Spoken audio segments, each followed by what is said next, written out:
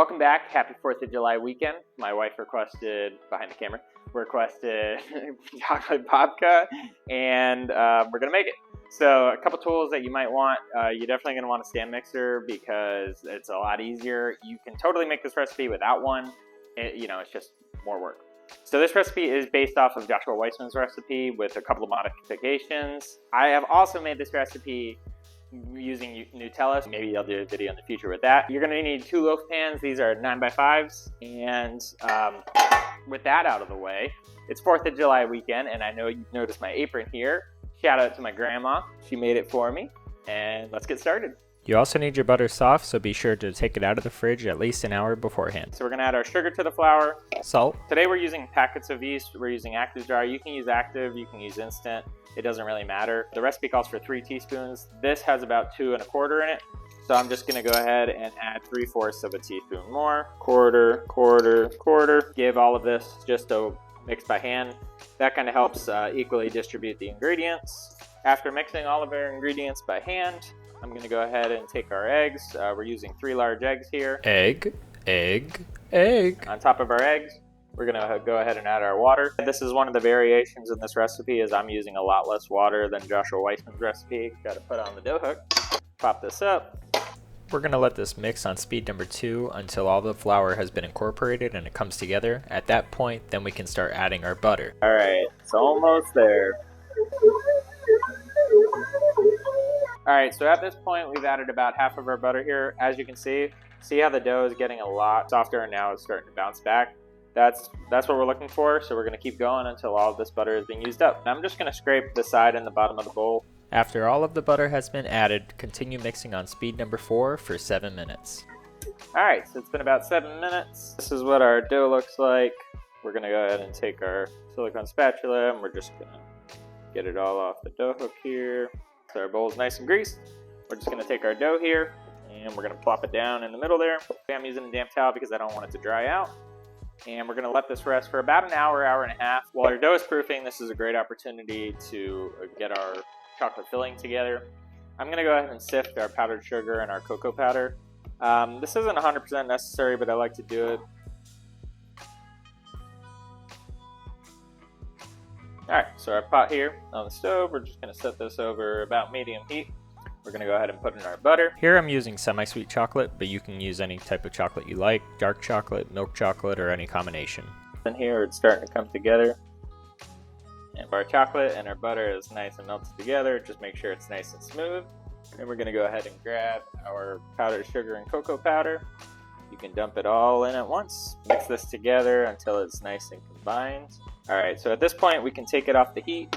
And I'm just going to add about a tablespoon of half and half here. So basically, because right now it's hot, we almost want it to look too wet, which means that once it cools, then it should be the perfect consistency. One last thing, we're also going to add 1 teaspoon of vanilla extract. So our dough has been proofing for about an hour and a half, and you can see it looks like that. Basically double in size, and you can see it's got air when you press into it. We're working directly on the counter.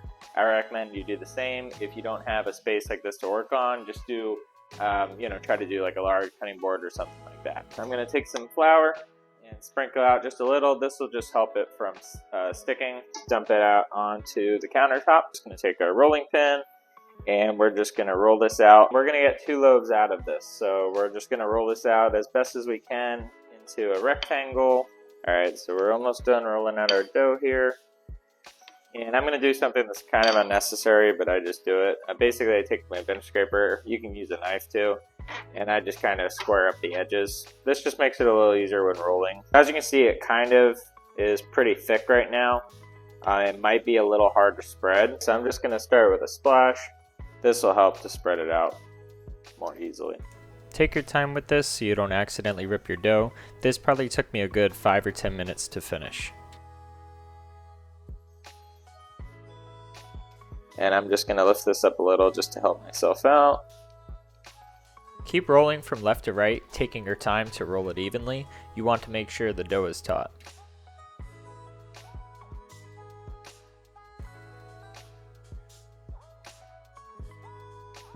Once rolled together, we're just going to give this a second to hang out so the dough sticks to itself.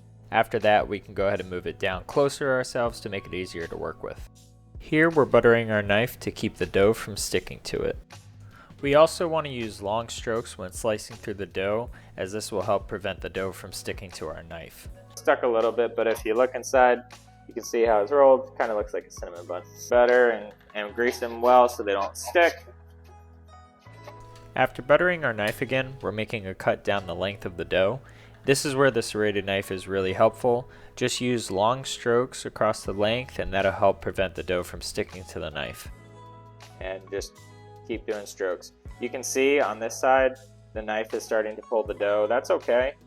Just, we'll try not to pull it away too much.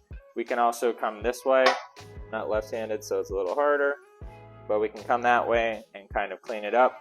If you find that your knife's getting a lot of chocolate on it, just wipe it off with some paper towel and put a little more butter to grease it up. There we go. So now we've fully separated. So you can see the two halves here. And what we're looking for, is basically that we can identify the individual distinct layers. This top half, and I'm gonna cross it over. So we're essentially creating an X pattern, and then all we're gonna do is we're gonna cross the other half again. Same thing on this side. We're gonna cross over. We don't have enough to do it again, so what I do is kind of just tuck them together. Take the size of your loaf pan, that's what it looks like. I'm gonna size this up just a little bit, and then we're gonna lift and we're gonna tuck under. So we're gonna take this side, lift and tuck under. Take this side, and let me try to get a good angle for you guys. Lift and tuck under. And if you look here, that's the size of this pan. Now, it can be difficult. I'm gonna try to do it. Let's get a good angle. So I'm gonna, one motion, scoop and drop. There we go. These look really nice, but time to get them puffy. We're placing our damp rag back on top while they proof so they don't dry out. So I'm gonna show you what they look like. So they look really nice. They fluffed up. They're looking delicious. We're going to bake these at 375 degrees Fahrenheit, starting at 25 minutes, and this batch actually took about 35 minutes. While the babka is baking, we're going to go ahead and make the sugar coating. So just combine your sugar and your water and whisk together over medium heat until the sugar fully dissolves. At that point, you can go ahead and just take it off the heat, and once the babka comes out, we'll brush it on. Like a nice shell, so we're just brushing it over the whole thing.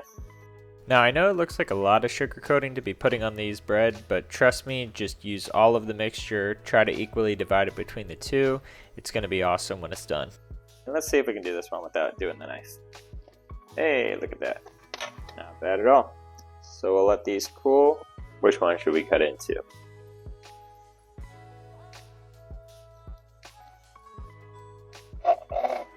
You ready?